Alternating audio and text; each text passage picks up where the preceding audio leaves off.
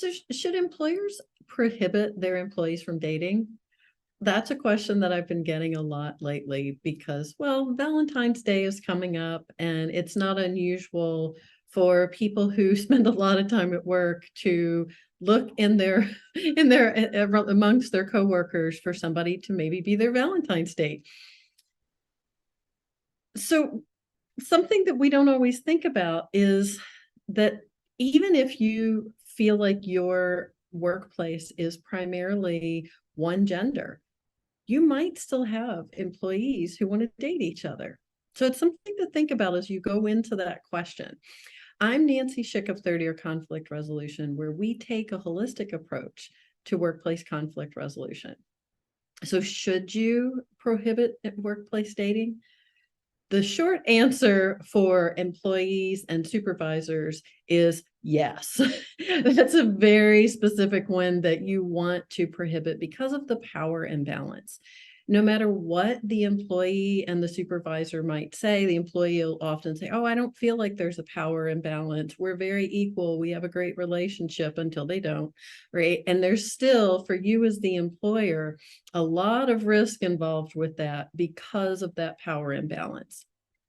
And what that means is that the employee might feel like they can't always speak up for themselves when in the dating relationship and in the workplace, because somebody might be supervising their work and it might affect their job. Pretty simple to understand, right?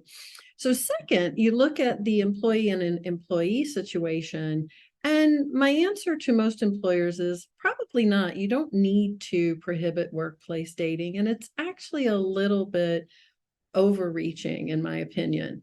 And can it possibly bring some conflict into the workplace? Yes, but so does them being friends and having those blended relationships.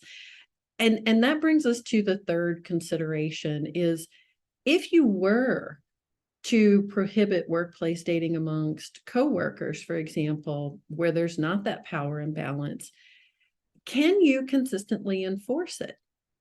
It's what I mentioned at the beginning of the video is, are you looking, for example, at all types of dating relationships? And then how do you decide whether they're dating or they're just hooking up?